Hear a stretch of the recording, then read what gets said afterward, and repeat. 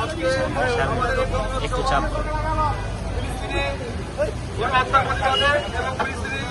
অসহায় মুসলিম মুসলিমের পক্ষে আমরা বিক্ষোভ মিছিল করছি। এখানে উপস্থিত আছেন প্রতিবাদ সভা করছি। আমাদের সামনে আমাদের মাঝে উপস্থিত আছেন ঢাকা মহানগর পূর্ব ছাত্র দলের সাবেক সফল সভাপতি শেখ খালিদ হাসান জাকি ভাই এবং ঢাকা কলেজ ছাত্র দলের সিনিয়র সহসভাপতি রাশেদ ভাই।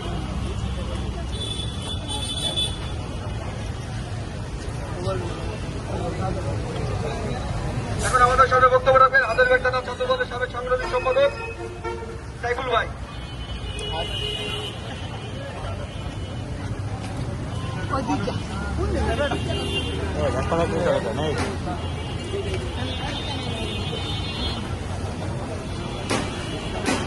শামীম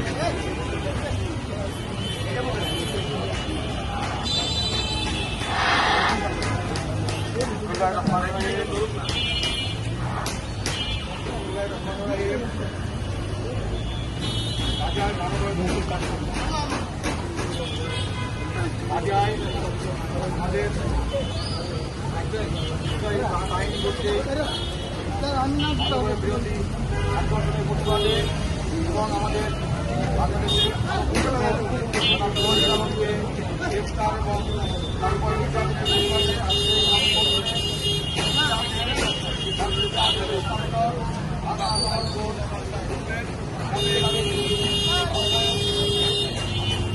ওদিকে একজন থামান, ওদিকে একজন থামাই, ওদিকে একজনকে দাঁড়া করা দেন যেন সামনে দিয়ে না যায়, লোকজন সাইড দিয়ে যায়, সামনে দিয়ে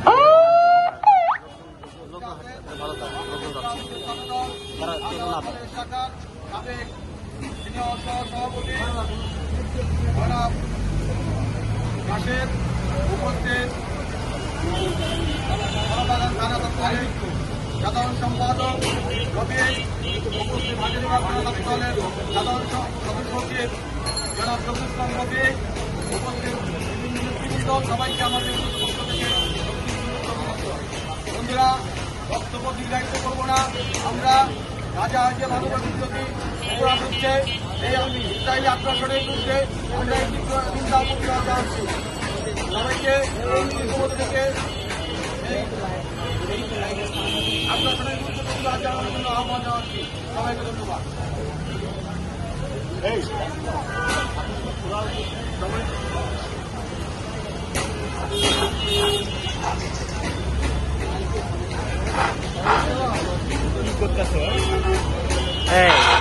সম্মানিত উপস্থিতি, এখন আমাদের সামনে বক্তব্য রাখবেন ঢাকা কলেজ ছাত্র দলের সাবেক সফল সিনিয়র সহসভাপতি রাশেদ ভাই।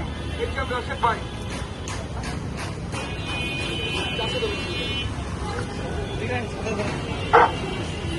আসসালামু আলাইকুম। আজ পবিত্র জুম্মা মানে আজকে এই ধানমন্ডি ঈদগাহ মসজিদে একটা সুন্দর একটা প্রোগ্রামের আয়োজন করেছিলেন, প্রতিবাদ সভার আয়োজন করেছিলেন আমাদের বন্ধুবার ঢাকা মহানগর পূর্ব ছাত্রদলের বিপ্লবী আহ্বান এবং বাকি মানুষের আজকে মিছিলটা হওয়া কথা ছিল সমস্ত মুসলমান আমরা কেন আজকে প্রতিবাদ করতে চাই। আর ধানমন্ডিতে আমাদের বন্ধু জাতি উপলব্ধি করেছে এই যে গাজায় যে ইসরায়েল বাহিনীর যে আগ্রাসন, এই আগ্রাসনের বিরুদ্ধে আমরা সমস্ত সারা বিশ্বের মুসলমান থেকে সত্যার সারা বিশ্ব থেকে যখন সহায়তা নিয়ে গাজা অভিমুখে যাচ্ছিলেন, ঠিক সেই মুহূর্তে ইসরায়েলি বাহিনী আমাদের বাংলাদেশের একজন আলোকচিত্র আমাদের সাংবাদিক শহীদুল আলমকে গ্রেপ্তার করেছে।